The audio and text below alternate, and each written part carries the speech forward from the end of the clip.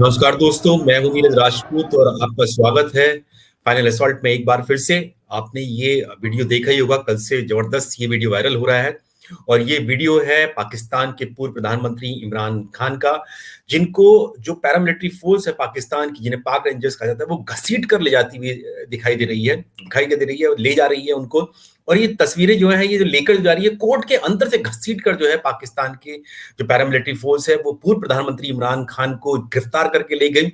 ये तस्वीरें आने के बाद से ही, जैसे ही पाकिस्तान के लोगों को पता चला कि इमरान खान की गिरफ्तारी हो गई है, बड़ी संख्या में जो लोग हैं वो गुस्से में हैं और वो सड़कों पर आ गए हैं और स्थिति बिल्कुल गृह युद्ध जैसी हो गई है पाकिस्तान में और एक तरह से बगावत कर दी है पाकिस्तान के लोगों ने इमरान खान की गिरफ्तारी पर। जैसा कि हम लोग जानते हैं कि एक साल पहले तक, यानी 2022 में, अप्रैल 2022 तक जो इमरान खान थे वो प्रधानमंत्री थे पाकिस्तान के, एक बड़े क्रिकेटर रहे हैं, पाकिस्तानी क्रिकेट टीम के कप्तान रहे हैं और काफी ज्यादा उनको जो पॉपुलैरिटी है, लेकिन उनको एक मामले में जब दोषी पाया गया तो उनकी सदस्यता चली गई संसद से, जो पाकिस्तान की जो असेंबली है वहां से, और उसके बाद फिर उनको इस्तीफा देना पड़ा प्रधानमंत्री पद से। उसके बाद से लगातार पिछले एक साल से जो थे जो इमरान खान हैं वो अपने देश की जो सरकार है उनकी, शहबाज शरीफ जो हैं, उनके खिलाफ तो बगावत कर ही रहे हैं, यानी कि उनके खिलाफ जो मुखर हैं ही हैं। इसके अलावा जो पाकिस्तान की जो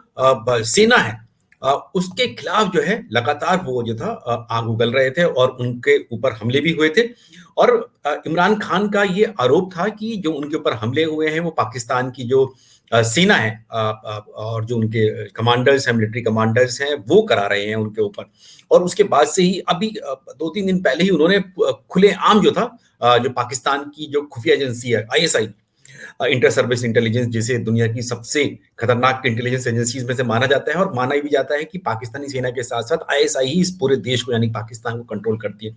तो उसके जो आईएसआई चीफ जो हैं, उसके खिलाफ जो था पाकिस्तान के जो पूर्व प्रधानमंत्री इमरान खान हैं, इन्होंने बयान दिया और उन्होंने कहा कि उनके ऊपर जो कातिलाना हमले हुए हैं वो आईएसआई ही करा रही है, आईएसआई के प्रमुख करा रहे हैं और साथ ही पाकिस्तान की जो सेना के कमांडर्स हैं वो करा रहे हैं। इसके बाद से ही जो पाकिस्तान की सेना थी वो तिरमिला गई। पाकिस्तानी सेना ने बयान भी जारी किया, जो आईएसपीआर है उनकी, इंटर सर्विस पब्लिक रिलेशंस, जिसमें उन्होंने कहा कि साफ तौर से कि ऐसा कुछ नहीं है, बेबुनियाद आरोप हैं। खुद जो पाकिस्तान के प्रधानमंत्री शहबाज शरीफ है उन्होंने भी कहा, लेकिन जैसे ही उन्होंने ये कहा था, ये लगने लगा था कि अब जो पाकिस्तान के जो पूर्व प्रधानमंत्री इमरान खान है उनके ऊपर कोई ना कोई बड़ी कार्रवाई हो सकती है, क्योंकि हम लोग जानते हैं कि पाकिस्तान में जो डीप स्टेट है वो पाकिस्तानी सेना ही पूरी तरह से चलाती है। ये भी कहा भी जाता है कि पाकिस्तान की जो मिलिट्री है वो मिलिट्री डेमोक्रेसी है, वहां पर उनकी चाहे फिर वो सरकार हो उसी के इशारे पर चलती है। और अगर कोई पाकिस्तानी सेना के खिलाफ जाने की कोशिश करता है, बगावत करता है या उनके खिलाफ मुंह खोलता है, तो उसको कुछ ना कुछ उसके खिलाफ कोई कार्रवाई हो सकती है। जैसे हम लोग जानते हैं कि नवाज शरीफ जो पूर्व प्रधानमंत्री हैं वो भी बाहर रहते हैं, यानी कि उनको देश निकाला कर दिया गया है, लंदन में रहते हैं, इंग्लैंड में रहते हैं। और अब इमरान खान पे भी लग रहा था कि इमरान खान जो है वो उनके खिलाफ कार्रवाई हो सकती है, और वो हमने देखा कि मंगलवार को गिरफ्तार कर लिया गया उनको, और किस तरह से घसीट कर ले गए उनको। घसीट कर ऐसे ले गए जैसे मान लो कोई आतंकी हो या कोई बदमाश माफिया हो, उसको ऐसे इस तरह से घसीट कर ले गए, यानी कि पूरी बेइज्जती करने की कोशिश की। उसके बाद से ही लोगों ने क्या किया है, जो पाकिस्तानी सेना की जो मुख्यालय है, आईएसआई का जो मुख्यालय है, पाकिस्तानी सेना का हेडक्वार्टर जो है जीएचक्यू, उस पर भी हमला किया रावलपिंडी में लोगों ने किया, अंदर तक घुस गए लोग उसमें।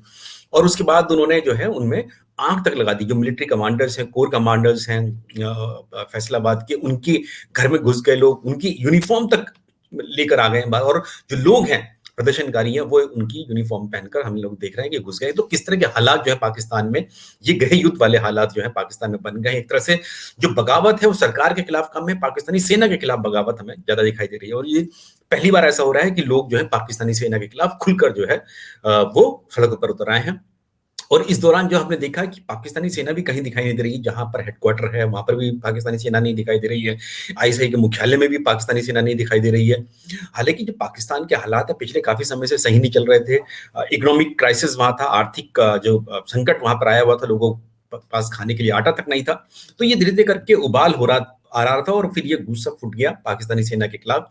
और जो लगातार बातें हुई रही थी कि पाकिस्तानी सेना ही जो है कंट्रोल करती है, पाकिस्तान को कंट्रोल कर रही है, और जो जितनी भी ये ये घटनाक्रम हो रहे हैं, सब पाकिस्तानी सेना इसके लिए जिम्मेदार है। तो ये बड़ा घटनाक्रम भारत की करीब में हुआ है। हम लोग देख रहे थे कि भारत में अभी जो हमले हुए, राजौरी में हुए, पुंछ में हुए, किस तरह सेना की ट्रक पर हमला किया गया, सेना के कमांडोज की डेथ हुई। तो वो हम लोग देख रहे थे कि कोई कार्रवाई भारत करेगा, लेकिन उससे पहले ही जो ये कार्रवाई जो थी, खुद हम देख रहे हैं कि भारत को कोई सर्जिकल स्ट्राइक करने की जरूरत नहीं पड़ी। खुद पाकिस्तान के आंतरिक हालात इस तरह हुए हैं कि वहां पर हालत बिल्कुल खराब है, और ऐसा लग रहा है कि कहीं ना कहीं ये श्रीलंका जैसी हालत जो है पाकिस्तान की हो गई है। लोग और अफ्रीका, जैसे अफ्रीका के देशों में होता ग्रहित जैसी स्थिति, इस तरह की स्थिति जो है वो इस वक्त हम पाकिस्तान में देख रहे हैं कि पाकिस्तान के लोग जो हैं सड़कों पर उतरे हुए हैं, किस तरह का गुस्सा उनके खिलाफ है। महिला दिखाई दे रही है कि खुद खुलकर सामने पाक रेंजर्स के खिलाफ आ रही है, और पाक रेंजर्स का रवैया देखिए कि आम लोगों के प्रति कैसा है, किस तरह से एक महिला का पकड़कर घसीट कर, वो जिस तरह से इमरान खान को देखा उस तरह से उस महिला को सड़क पर जो है खींच कर लेके जा रहे हैं। लेकिन इसका विरोध किया लोगों ने वहां के, और वहां के लोगों ने वहां से उसको पाकिस्तान रेंजर्स को भी खदेड़ दिया उन्होंने, फिर जहां महिला को लेकर गए थे। तो इस तरह की, और आंख के हवाले धुधु करते हुए जो है हम लोग घर देख रहे हैं कोर कमांडर्स के, और उनके दफ्तर जो देख रहे हैं सेना के, वहां पर यहाँ तक कि जो म्यूजियम तक हैं जो सेना के, उन तक को भी लोगों ने जो है वहां पर जमकर तोड़फोड़ की है। तो अब ऐसे में सवाल खड़ा होता है कि क्या करेगी पाकिस्तान की सरकार और पाकिस्तान की सेना। पाकिस्तान की सरकार क्या करेगी? जो वहां के प्रधानमंत्री हैं शहबाज शरीफ, वो अभी बाहर ही हैं, विदेश गए हुए हैं, और उस दौरान ही ये पूरा घटनाक्रम हुआ है। और हम लोग जानते हैं कि पाकिस्तानी सेना के जो प्रमुख है मुनीर जो है, जनरल मुनीर जो है, वो अभी कुछ दिन पहले ही चीन गए थे। चीन में वहां पर उन्होंने मुलाकात की, चीन की पॉलिटिकल लीडरशिप से मुलाकात की, और फिर चीन की तरफ से भी ये बयान आया था कि पाकिस्तान में जो स्टेबिलिटी यानी स्थिरता होनी चाहिए। तो इन सब घटनाक्रम के बीच में ये इमरान खान की गिरफ्तारी हुई है। तो ऐसे में अब लोग ये सवाल कर रहे हैं कि आखिरकार पाकिस्तान का होगा क्या, कि क्या पाकिस्तान में एक बार फिर से जो तख्ता पलट हो सकता है क्या? जिस तरह का इतिहास रहा है 1947 के बाद से, बंटवारे के बाद से पाकिस्तान में, कि अधिकतर समय जो है वहां पर एक तो कोई सिविलियन प्रधानमंत्री टेन्योर अपना पूरा नहीं कर पाता है, और जब जितनी ज्यादा समय जो है सत्ता जो है वो सेना के पास ही रही, सेना के कमांडर्स के पास रही, चाहे जिया उल हक हो, परवेज मुशर्रफ हो, इन सब के पास ही रही है।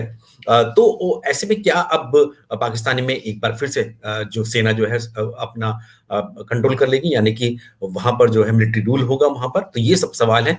लेकिन जो पिछले 24 घंटे का घटनाक्रम हुआ उसमें सेना कहीं दिखाई नहीं दे रही है, सेना के कमांडर्स नहीं दिखाई दे रहे हैं। कहां पर हैं? क्या छिप गए हैं? क्या भाग गए हैं? सेना के कमांडर्स भी डर के मारे, जिस तरह से प्रधानमंत्री शहबाज शरीफ नहीं दिखाई दे रहे हैं। बिलावल भुट्टो जो अभी भारत आए थे और भारत में जाने के बाद बहुत जमकर बोल रहे थे, वो भी कहीं दिखाई नहीं दे रहे हैं। तो सरकार भी कहीं दिखाई नहीं दे रही है। तो ऐसे में हालत क्या है? क्यों? तो इसके हालत, इसका कारण क्या है? क्या भारत के खिलाफ जो है पाकिस्तान की सेना, पाकिस्तान की सरकार तो हमेशा रहती है, वो अपनी आंतरिक जो मुद्दे हैं उनको कम देखती है, और उनको लगता है कि हम भारत के खिलाफ बोलकर अपने लोगों को इकट्ठा कर सकते हैं, यानी कि यूनाइट कर सकते हैं। लेकिन अब इस बार जो स्थिति जो है बिल्कुल बदल गई है।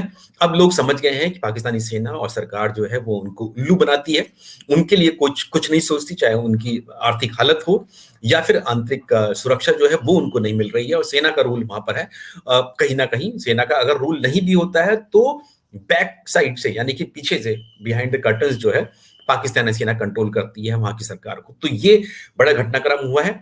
जो भी स्थिति है, भारत भी पूरी नजर बनाए हुए है, चाहे बॉर्डर पर हो, एलओसी पर हो, कि किस तरह के हालात बनते हैं। क्योंकि हम लोग देख रहे हैं कि G20 की मीटिंग होने वाली थी, जम्मू कश्मीर में होने वाली है इसी महीने, और उससे पहले ही जो है पाकिस्तान समर्थित जो आतंकी संगठन है उन्होंने कोशिशें की डिस्टर्ब करने के लिए पीस को, और उन्होंने हमला भी किया दिखाने के लिए दुनिया को कि ये स्टेट जो है जम्मू कश्मीर जो है वो ठीक नहीं। तो ऐसे में ये अब दुनिया पूछेगी कि जम्मू, आप कश्मीर के बारे में बात करते हैं भारत के, आप पहले अपने हालात तो देख लीजिए। इस वक्त कौन सा ऐसा प्रोविंस नहीं है पाकिस्तान का, चाहे पंजाब हो, खैबर पख्तूनख्वा हो, बलूचिस्तान हो, जहां पर जो इस वक्त पिछले 24 घंटे से डिस्टर्बेंस नहीं हो रही, लोग जो है सड़कों पर नहीं आ रहे हैं, लोगों को गुस्सा नहीं हो रहा है, तोड़ फोड़ हो रही है, आंख के हवाले किया जा रहा है। तो ये सब सवाल जो है अब पाकिस्तान को करने हैं। भारत भी पूरी नजर बनाए हुए है। भारत को अब मुझे लगता है कि ऐसा कि कुछ करने की जरूरत है नहीं, क्योंकि उनके हालात खुद इतने खराब हो गए हैं कि अब बिल्कुल चरमरा गई है, पूरी स्थिति चरमरा गई है। क्या अब वहां पर शहबाज शरीफ कंट्रोल कर पाएंगे? क्या पाकिस्तानी सेना या उनके जनरल जो है, ISI जो है, वो कंट्रोल कर पाएगी हालात को? ये जो है एक बड़ा सवाल इस वक्त पाकिस्तान के सामने बन चुका है। धन्यवाद।